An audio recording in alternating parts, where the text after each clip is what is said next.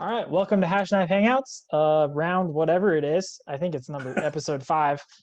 Today we are not going to be talking about the election, so Good. everybody enjoy that. Dad and I already discussed some of that offline, but we're going to be discussing horse training. Dad's been he recently, before the cows went to market, he talked.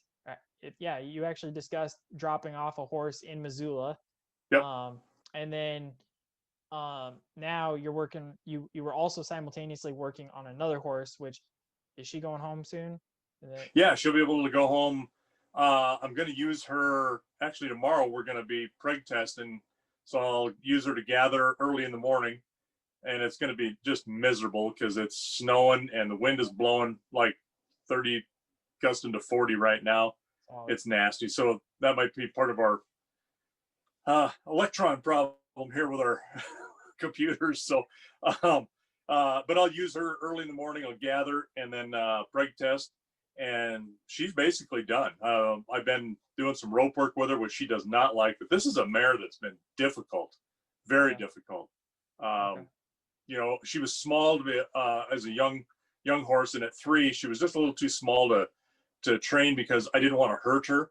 You know, their long bones, the growth plates don't close on a horse fully until they're 5.5, and their spine closes. The growth plates on their spine close last. Well, guess where you're at when you're riding them? You're right over the top of their spine. So everything closes or matures from their feet up.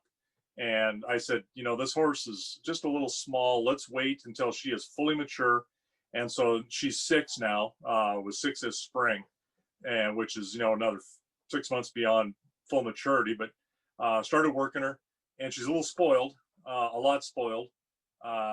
Doesn't think that she ought to have to do anything that she doesn't want to do.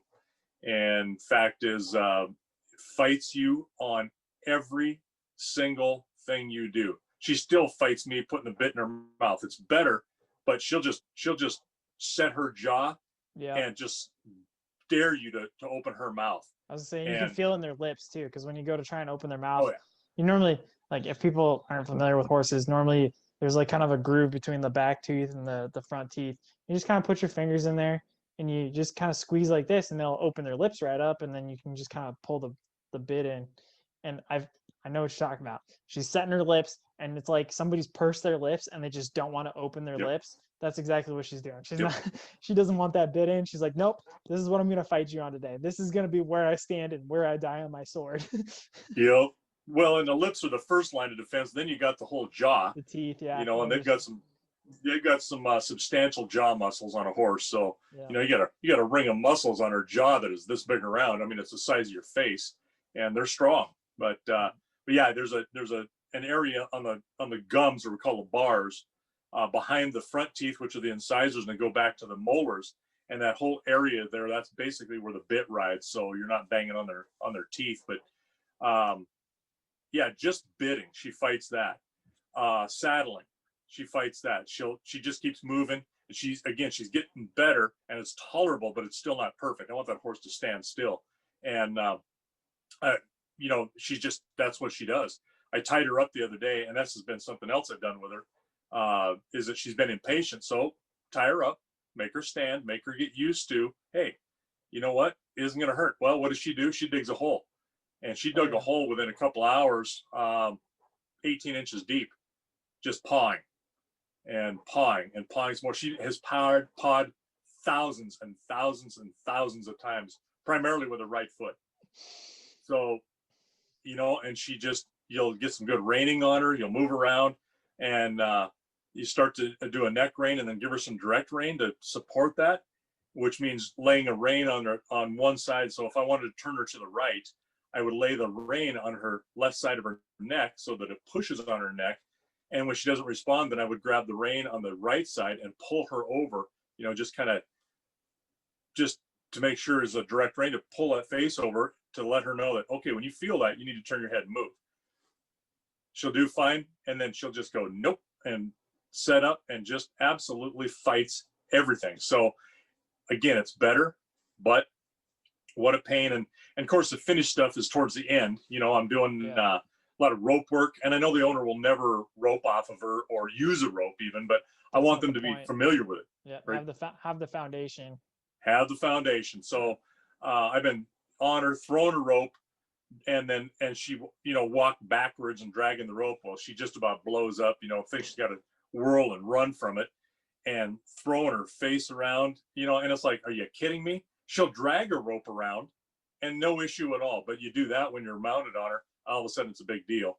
Right. So that, and, I've roped her feet and picking, and doing that kind of stuff, and then rope underneath of her tail and putting some, used to put pressure on it. You've done it yourself.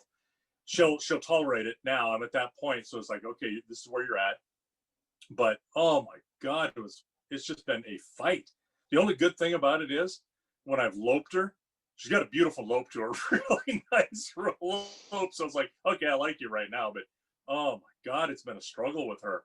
And you run into those horses, but one, she's a mare, and I love mares. I'd rather ride a mare than a gelding, but they are tougher to train, coupled with a little bit older, which they're a little more set in their ways. But the big one, she's spoiled, and that's a bad combination for all three of those things. But she complies, but she still just fights you on everything. So it'll be good to have her done, and it's caused me a little anxiety because it's like, I want to get her done. We're first part of November now, and I wanted to have her done a month ago. Yeah. But that's the way it's gone. Well, and that's something I was gonna say too. Is I hate dealing with spoiled horses because I think the majority of mine were spoiled.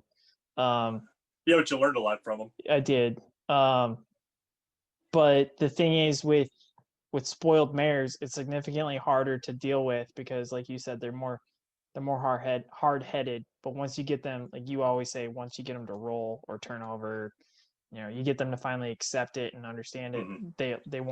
They won't quit. And geldings are super lazy.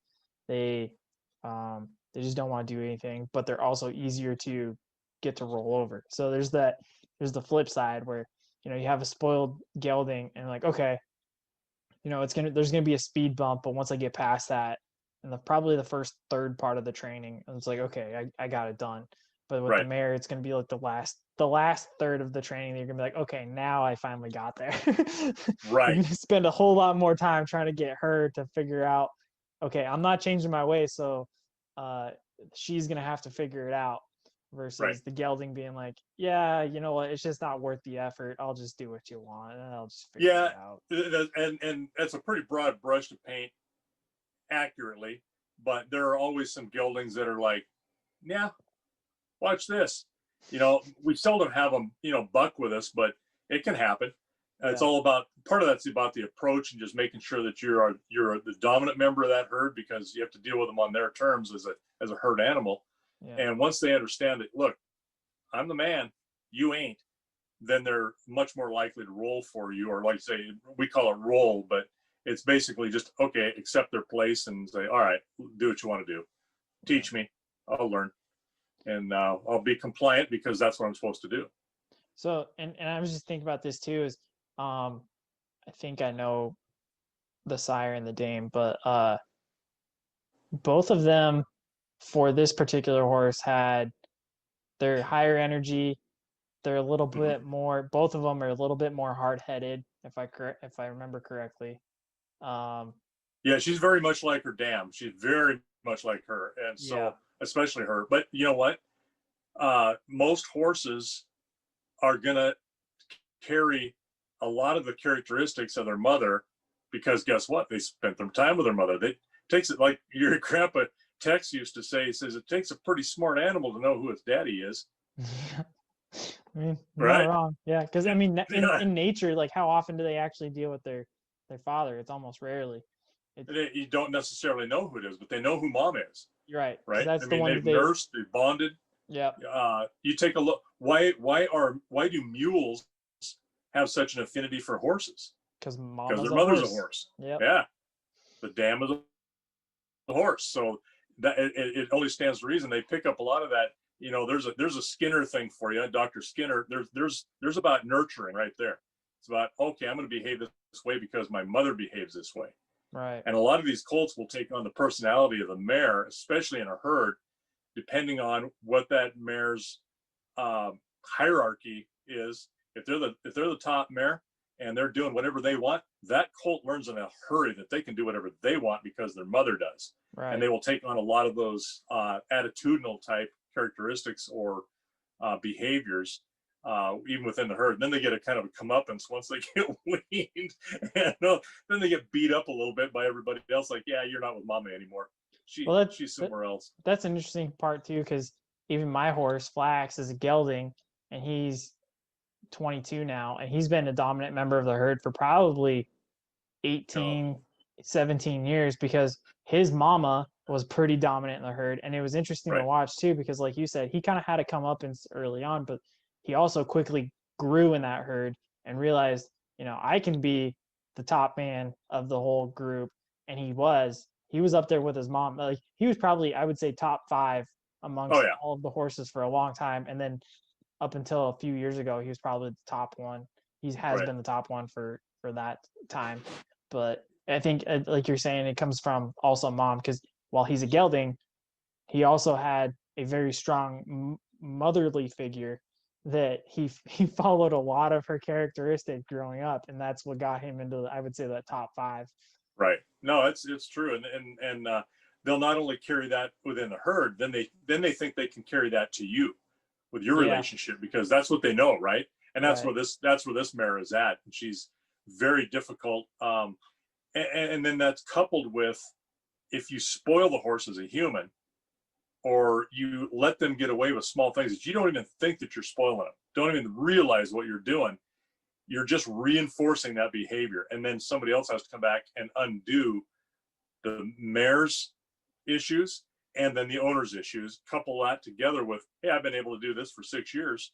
Yeah, it's difficult. It's not fun for anybody, and especially for them, because they've got the perseverance that they will just keep fighting you because that's what works. Right. And I've gotten my way by just doing this, and I'm not going to stop. And once you we get that horse to roll over, and she finally rolled for me about 2 weeks ago, but it's still reluctant, and it's, she still fights you, but the fight isn't near as hard as it was. And I could tell when she rolled over for me, because every time you'd go out to her, she'd come right up to you. When she rolled, guess what she did? She'd see you and she'd just walk away. She's like, nope, don't want to deal with this today. It's like, now I got you. Now you don't want to work because you have to work. So you just want to avoid me. So that's the moment I knew that morning, before I ever got on her, that she probably had rolled for me because of that. And it's all mental. And, which was a good sign for me, but now it's a pain in the butt, because it's like, I want that horse to come to me too. And she will, if I whistle and she's out in a pasture, and she'll come, and I'll give her just a little spot of grain, reward her for that, and then go ahead and grab a halter, and then when I come at her, let her have her grain, I'll do it in the manger, tie her up.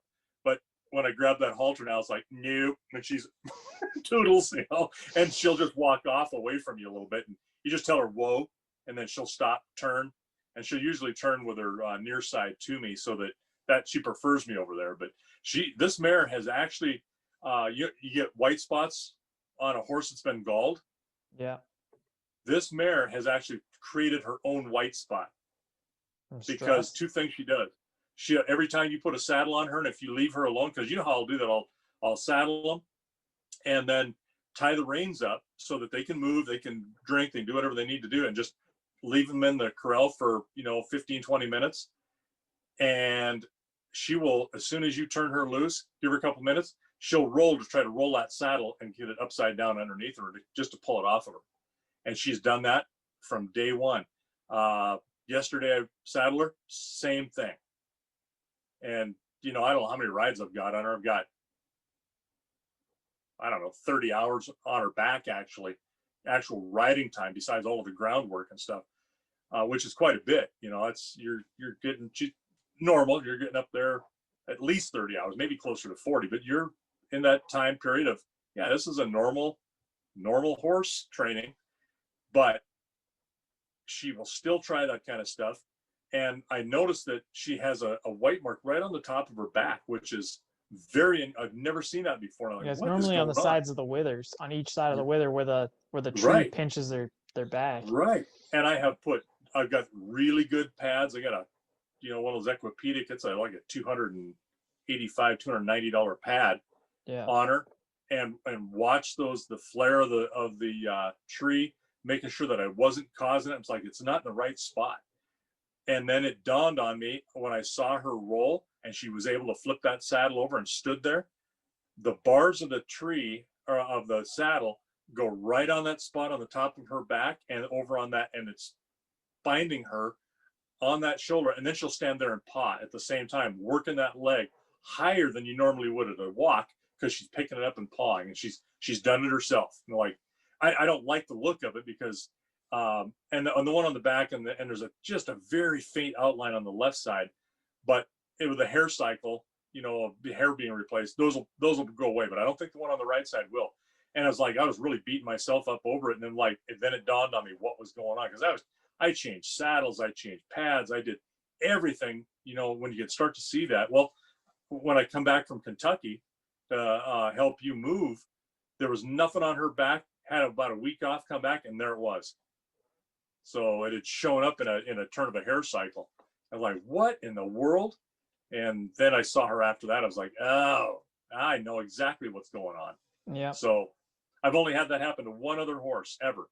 And horse had super mutton shoulders, really round withers. Yeah. And you couldn't get a saddle or a pad to fit her, and caused white marks on her. And I mean, it just made me sick, but there's nothing else you can do. And you see a lot of horses with them on there. I don't like it, because it looks like you've screwed something up. And sometimes and some have, and others are like, no, this is what this is. And this is one of these horses. It's like, huh. So I've had how many hundreds and hundreds and hundreds of trainings I've done. And I've only done this is the second horse. The first one was, it was all about conformation and build. This one's doing it on herself. I've never done that to another horse. Yeah. No, that's good. I know it's not me. Yeah. Well, and kind of round back too, how much do you think the attitude of the horse during the training relates to not just them as an individual horse, but also as like, I guess, a trickle down effect from the parents?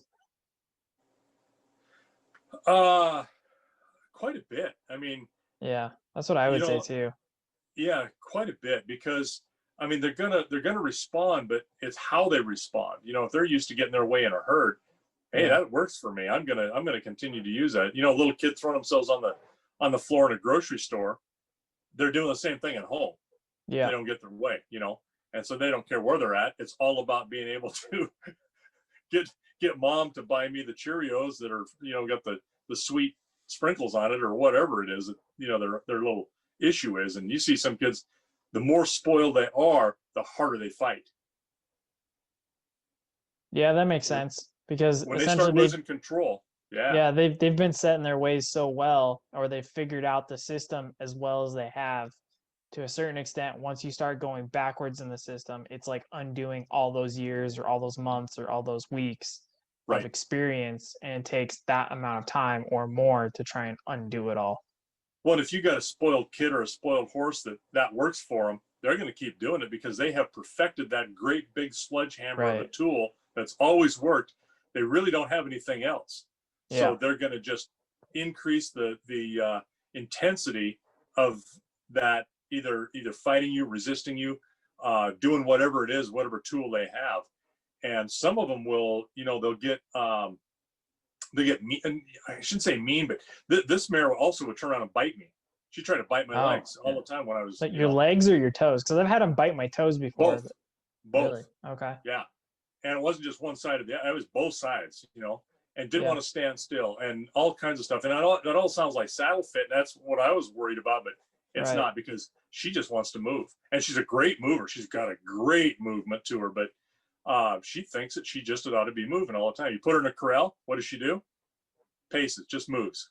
Yeah. It's all about moving forward. That mind has to be. She's got the energy going. Yep. And you just need to slow her down. Well, she doesn't want to slow down. So it's, the toughest horses to train are the ones that have been spoiled the most, and they fight the most. But when you do get them to roll, guess what? You've basically got them, provided you maintain that relationship like it is. If you don't do that, then they're gonna go right back to fighting somebody. Right, because if then in that's the other thing too.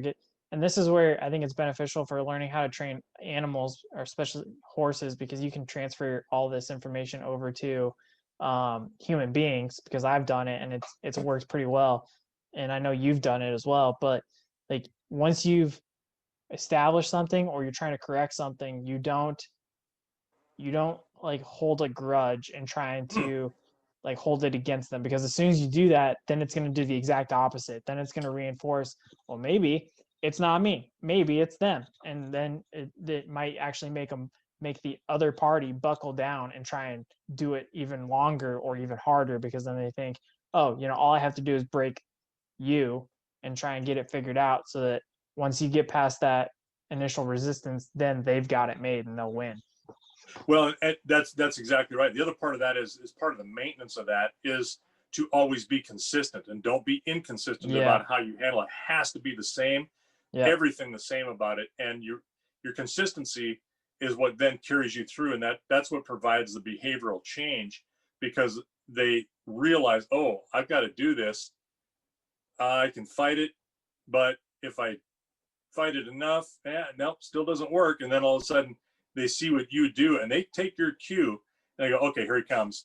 I'm not even going to fight it. But if you are inconsistent and you let them get away with something once, boom, it's right. Then all of a sudden they're like, hey, there's an opening. Oh yeah.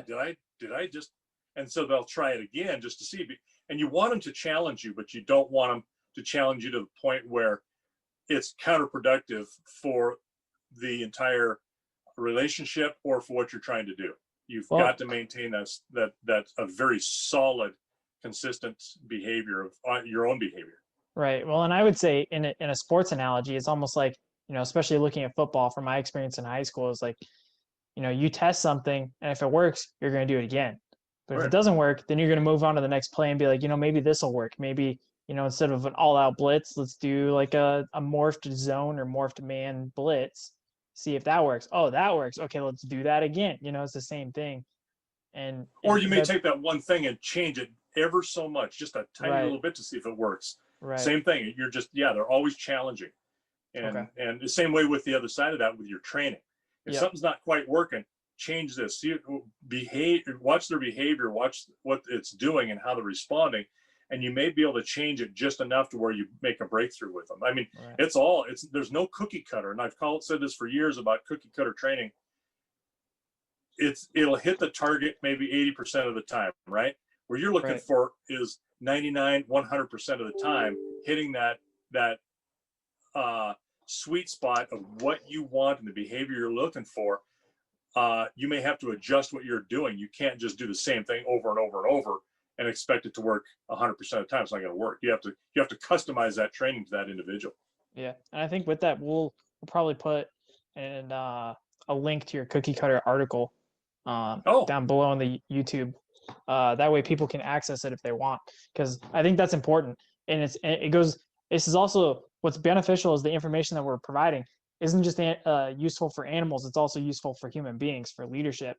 And everything's not cookie cutter. It might be a good template, but it's not cookie cutter. Yeah, you got the broad mission, right? And it's funny, it works on raising your kids too. I mean, you were raised this way, and we have people say to us, one of your cousins called and talked to your mom the other night, and she's saying, "Oh, my kid is driving me crazy." You got a monologue for a second, so let me leave for just a second. Okay, here's a monologue. And so she called and says, I am just to my wit's end with this boy. He's 13 years old, and Lisa's a teacher. She taught junior high for 14, 15 years.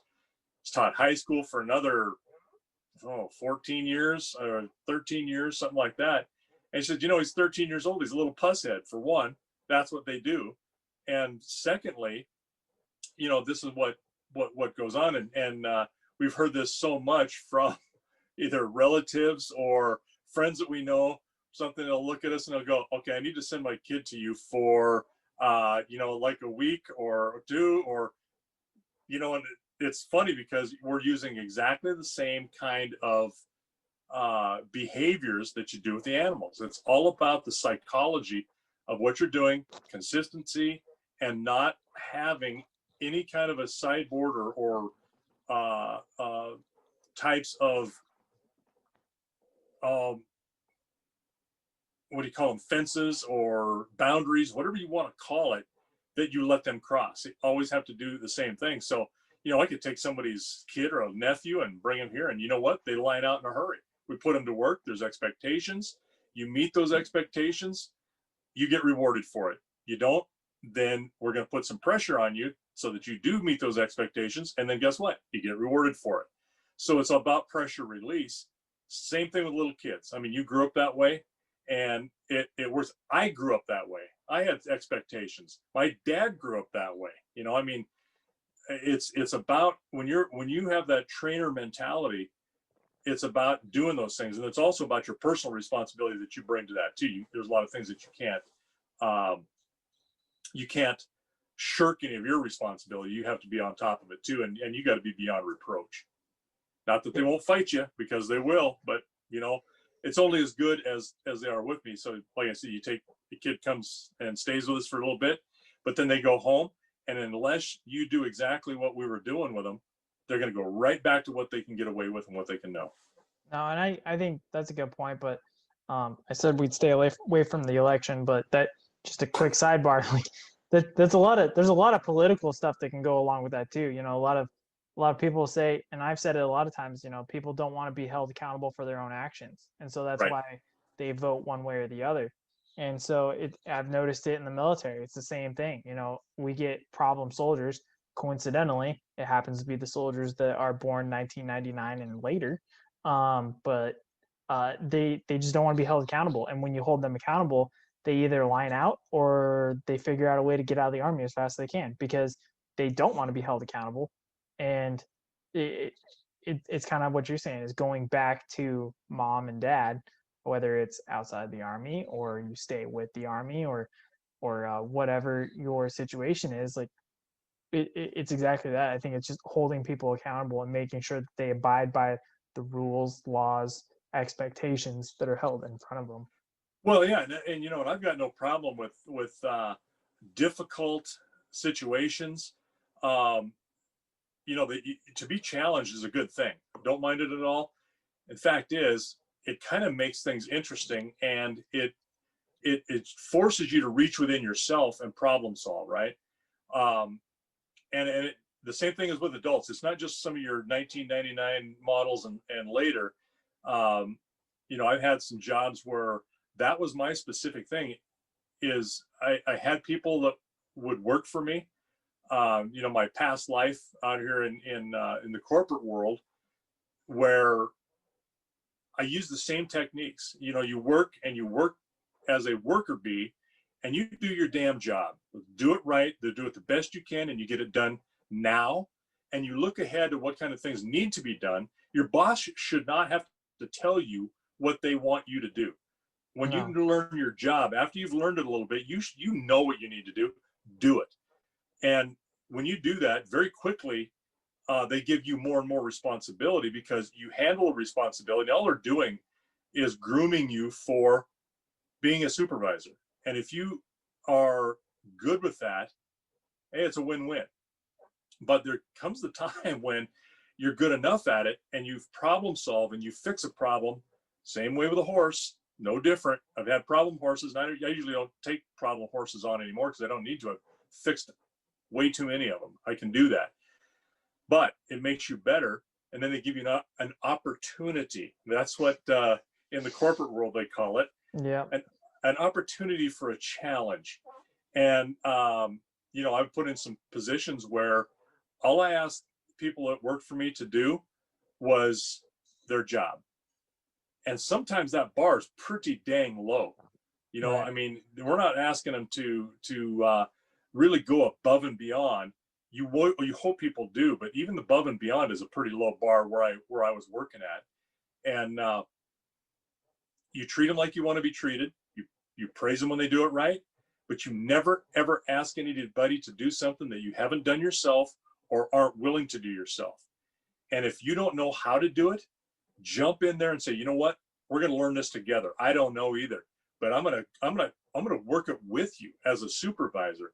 So, because guess what, it may come up again, you're going to learn some skills, but it tells people that, you know what, I'm not just going to let you founder and jump around and maybe get it, maybe not, who knows. There's nothing worse than not having clear direction about how to do something if you've got no skill. And I'm all about, helping people do that. Same way with a horse, teach them how. And when you do that, you will get loyalty from them. Those horses will do anything they can for you. Fact is, so will your workers. They'll do anything you ask them to do. They'll walk through hot coals for you as long as you never violate that. And they know that you got their back and you would help them. And if they screw up, hey, did you mean to do it? Didn't think so. Okay, we move on. No, and I agree. Looking from the Army side too, I did something a little bit different. I normally wouldn't learn with them, and maybe that's because the Army's mentality kind of taught me this way. But it was always because the Army is such a bureaucratic process on anything. I always learned it, and I struggled through it myself, and then I would teach the next person, because then I knew when it happened again, I could teach them again or help them and assist them. Well, and some of those key points, what to look for is, why did we get here? How do we get here? Yeah. And what's it about, right? Yeah. Yeah. Or the best process to getting there. And yeah. And like that, kind of going like what you just finished with was, the loyalty part. Like, I've gotten that as well. As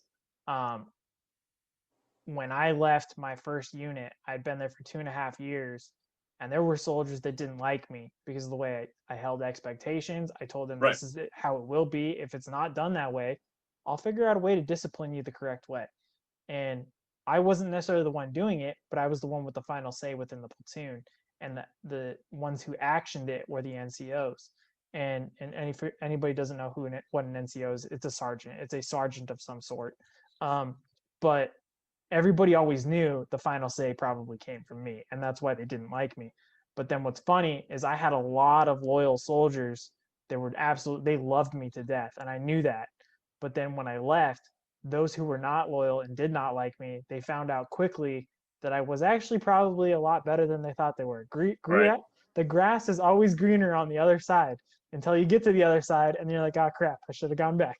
Because they figured it out real quick. They're like, oh, you know what? LT was actually a little fair. I should have stuck with him. Well, and here's the thing. What happens is, as you do that and you get more and more responsibility, and I was asked to turn a group of guys around that were not doing what they should have been doing. They were, especially some of their safety checks. And, safety, and I don't care what it is, that's your number one thing. Well, they're kind of like, I can do this from inside the building or sitting on my desk, instead of actually going out. And it's like, no. And you could see the quality of what was going on in the place was going downhill. Right. And so they asked me, says, hey, we want you to go in and we need this. We got to change this trend. We have got to do this, because it was a very hazardous area of work.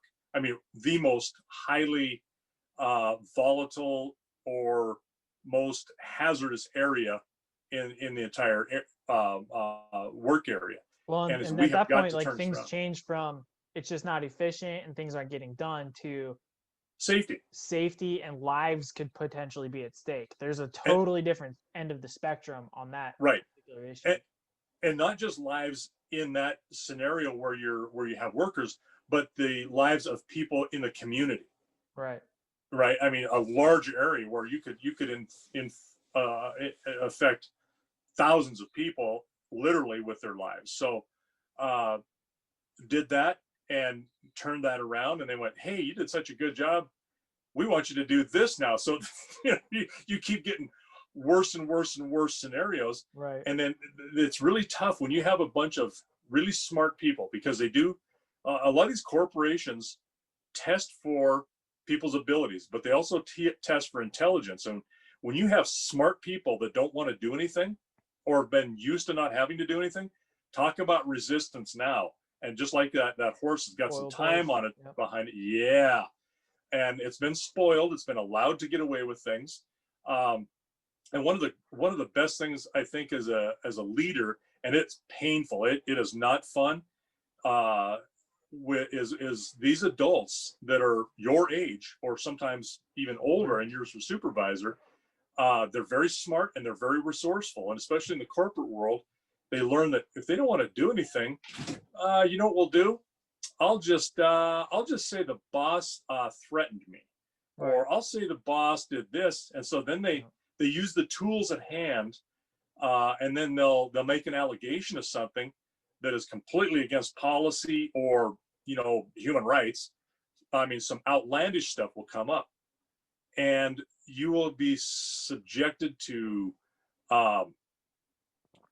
ownership, which now this horse's owner comes in and goes, well, did you do this right? And so you have to explain yourself. You have to hold yourself accountable. And of course, documenting what you've done on your training regime and why you've done it is really important on these horses. Same way with these humans. And with kids, there's less, I guess, less scrutiny from a third party, but still, it's not a bad idea. You're with your kid every day. You know what's going on with them. I mean, you're working with them. So there's nothing more satisfying when a corporate human resources group that they bring in as a third party from another part of the corporation somewhere in the North America comes in and they interview everybody and they interview you. And this happens not once, but a couple of times. And the corporate lawyers get involved. I mean, and these are very competent lawyers. These aren't just some of your run-of-the-mill schmoes, that a lot of corporations will have to do whatever. When they look at you at the end of that and say, you know what, I would work for you anytime. And they clear you of all of this stuff. And they say, you know what, keep doing what you're doing because you're making some headway here. You're changing a culture. Yeah. That's what you're doing to the horse. You're doing the same thing. And so when you do that, yeah, painful. Oh God, yeah. Not fun. No. People hate you. Yes. Yep. Other people, though, at the same time, will tell their cohorts, I hate his guts. He's horrible. He doesn't know what he's doing. But deep down, they're the ones that have been doing all of the work and going like, you know what? Finally, somebody is stepping up and making these people accountable for their actions. You won't get that in the horse world, but No. you'll certainly get that in the business or the corporate or the military. Anytime that there's a supervisor worker type hierarchy where you have some that work and some that don't. And had even some of those people come back to me and say, you know what? You could be such a dick because you would not give up on something we wanted. But you know what? You always had our back. There's no doubt you had our back, even if you didn't like somebody that we thought you didn't like, because you never said, but you couldn't have not liked them because what they did to you, but you never held that against them. You never penalized them. And you always treated everybody equally based on what was going on in the situation at the time. And you know what? When you got somebody that's in the mix of that going back, they makes you feel good. It makes you think, okay, this is right. And this application for horses to humans across the spectrum, whether it's adults that are spoiled or little kids that you're raising that are spoiled, and you know what? These little kids, they have to have learning moments. They may not be spoiled, but they might try something because they saw it happen with one of their buddies. I mean, that's just the way it is. And people are all different. So yeah, it's a dynamic that you have to watch all the time. And are you perfect at it? No. You make mistakes? Absolutely.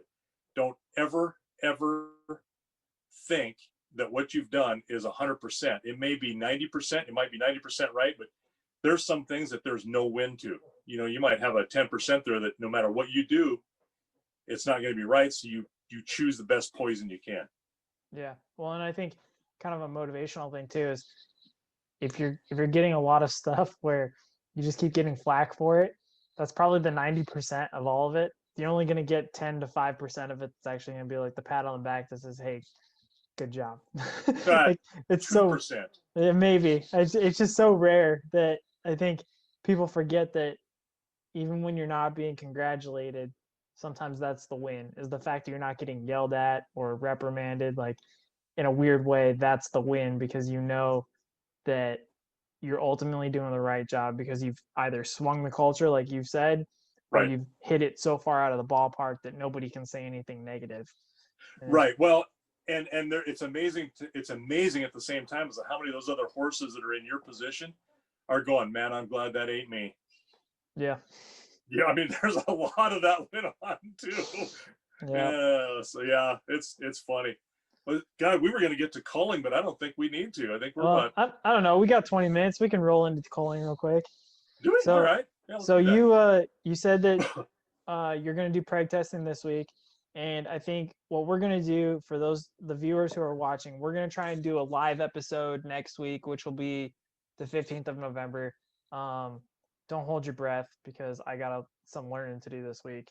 But I think we're going to try and do a live where it's both YouTube and Facebook simultaneously. I know there's a way to do it.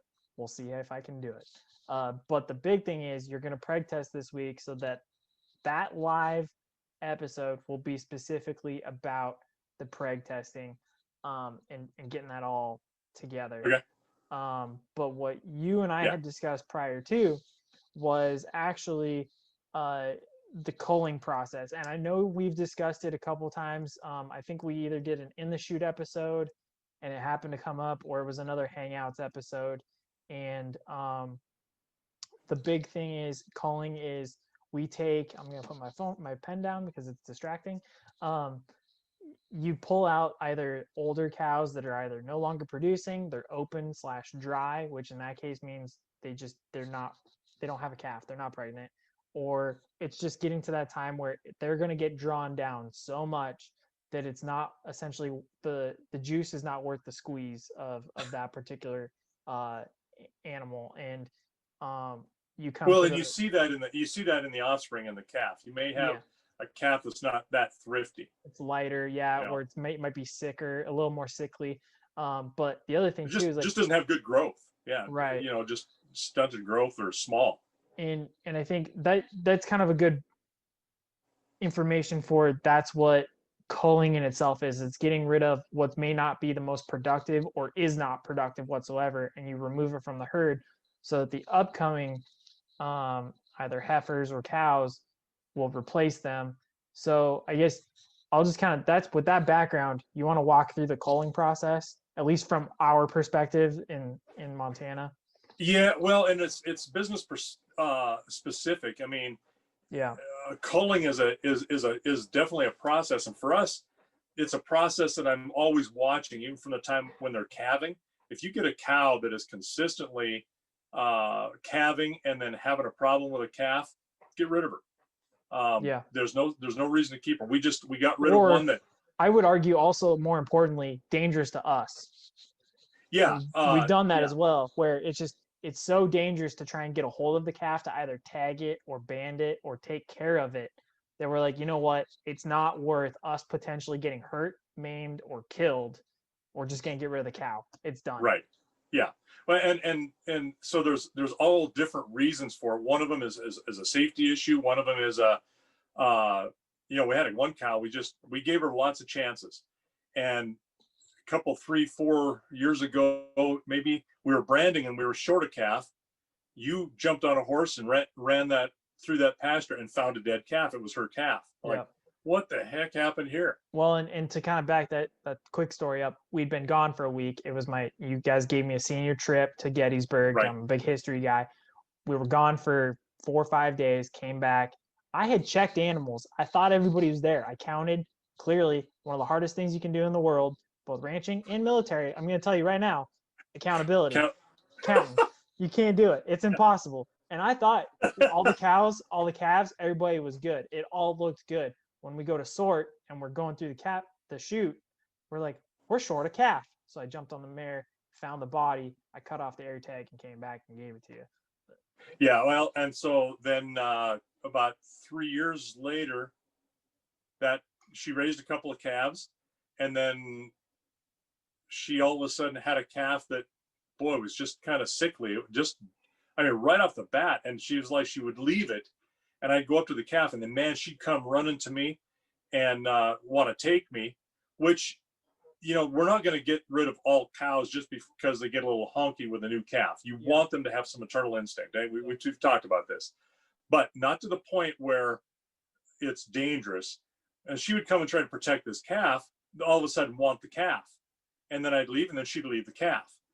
And the calf was struggling, but was doing okay. We went to summer pasture, and I never have found that calf come up short. And of course, that's a big pasture. It took me how many hours just lately to find that steer that was, a 600-pound steer or 600-pound plus. So we'll never find this calf, but I know it died. Then last year, not this last spring before, she had another calf and was stomping on it, breaking it, and broke its legs. It's like, are you kidding me? So you know what? It's like she's got Munchausen syndrome or something, because she's keeping these calves. She doesn't want them, but she doesn't want you to have them. And then she's just ignoring them, and then stomping on them. And so she went to town. She's done. Somebody ate her a long time ago in some hamburger. Yeah.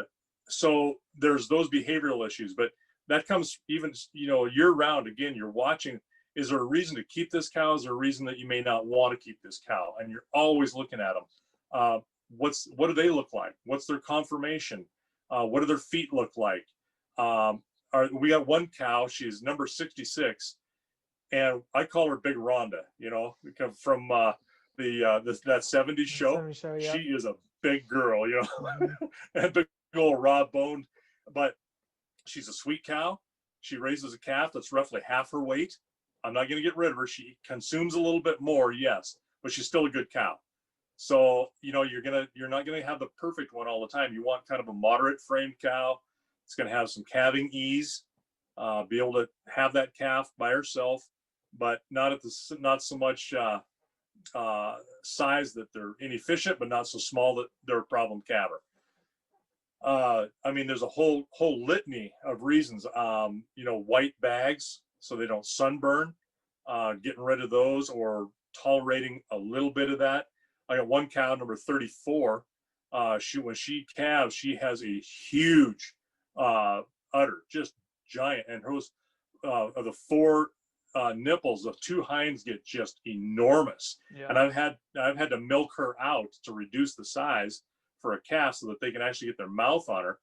And it's a flaw, but God, she raises really good calves. So I was like, okay, am I going to put up with this? Normally I wouldn't so much, but she's almost like a perfect cow. She's got, except for that udder. And you watch the calves that come out of her, you don't want to repeat the same thing and have some genetics there, some genotype that's passed on in the same thing. But, you take a chance on some of these. But then you get to the point now where you got some age on them. You have to look at them. How fleshy are they? Are they too thin? If they were to have a calf, what kind of a calf would they produce? Would they be able to make that calf up to a decent market weight? And if the answer is no to one of those, they got to go, no matter how much you're attached to them, except for ears, of course. We'll keep her. But then when you're looking at you got to replace them with something. So now you're looking at your replacement heifers, and you're looking at, okay, I'm going to keep this one for the same reasons.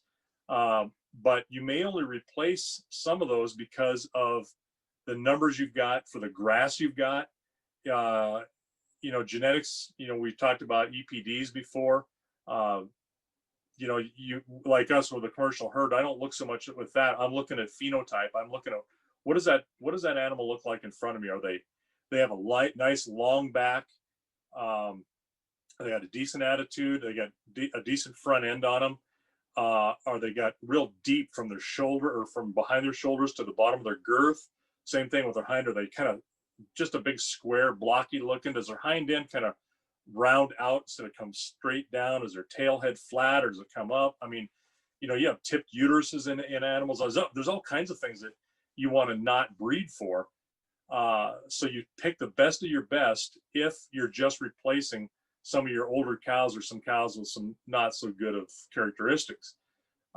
If you're building a herd, you're probably going to be a little bit less picky about that if you've got the grass for them, and because some of those are economic. This year we're going to cull deep because the market was horrible. So we're going to cull deep on some of our older cows. And normally a cow that I might keep for another year, she might have to go because of, we got to have the income off of them. And then some of these calves, then I may not keep as many. So we may have an overall herd size come down a little bit for a year or two, and then build back up to see if we can get past this market slump. Now, with that said, some of these culling, if you have a lot of people that are culling because of the market like this, there's going to be a lot of older cows on the market. That depresses an already depressed cattle market. Yeah. And so does it pay for you to keep this calf and cause or dump some calves on the market, which again depresses it, or do you hold them back, which then you'll have calves for later on in a better market where that, you take the and even out kind of those highs and lows on that cyclic market. You can, if everybody does the same thing because of the market, you'll cause market fluctuations. But at the same time, the bottom line is, you know what, you got to meet the bottom line. Yeah. And so you gotta make it you into may the or may black. not keep for that. What's that?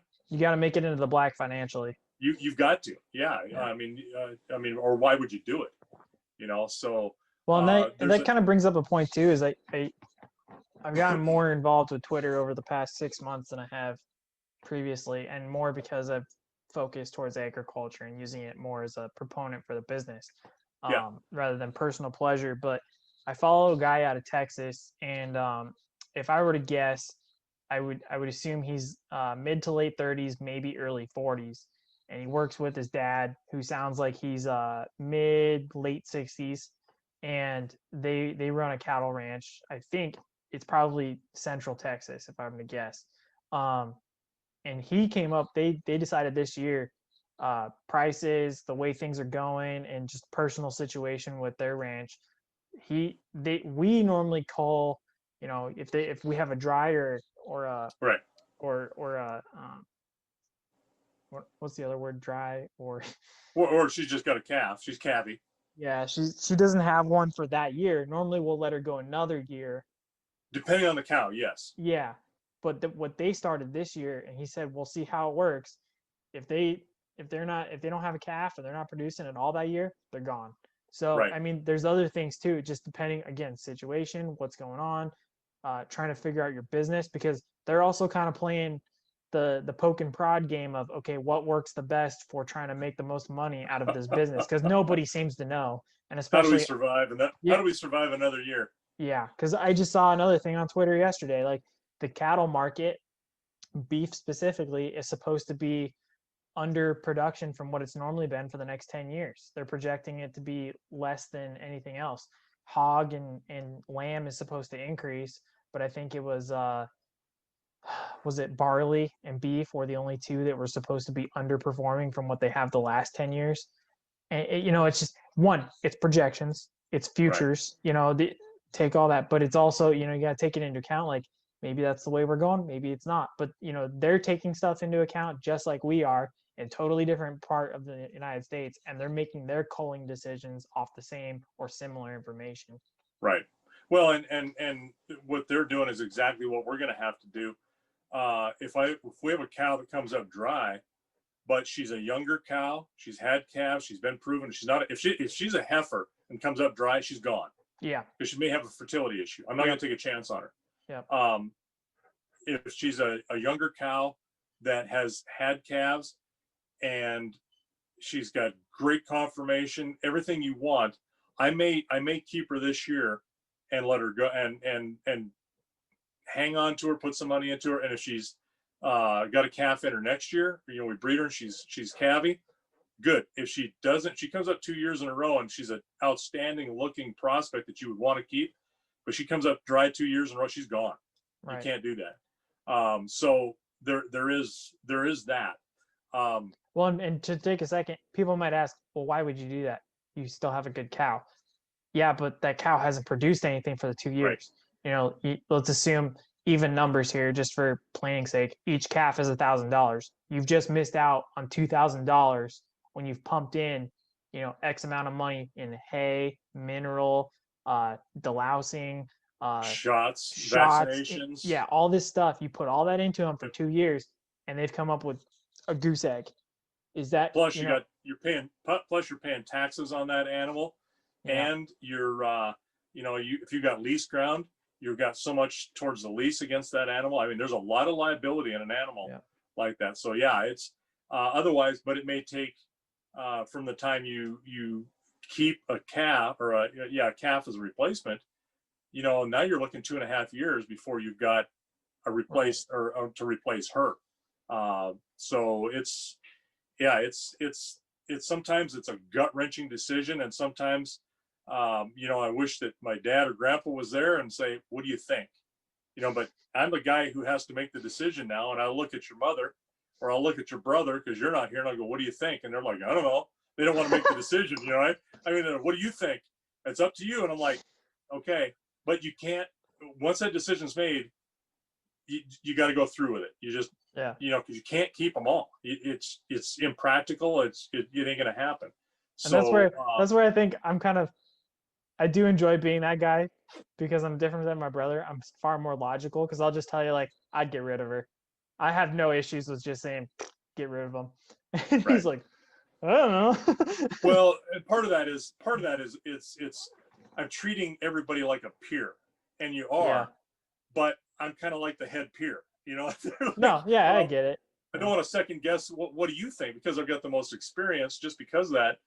But if I'm uncertain, then I have to look at why am I uncertain? What is it about this that's making me uncertain, and try to drill down a little bit into that and go, okay, this is an emotional thing. You're not thinking about this for the couple of years. This cow's been really good, and you know her, so you're going to keep her. That's an emotional decision at some point, but it can also be a business decision. And so try to separate the two of those. I like these cows. I want to give them a chance, but there's only so much of a chance that you can get too. And eventually you're gonna call them out, or they're gonna die.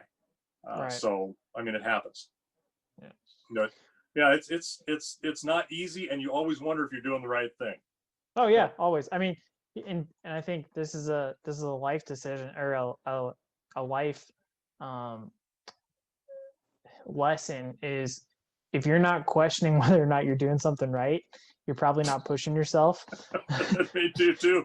Yeah.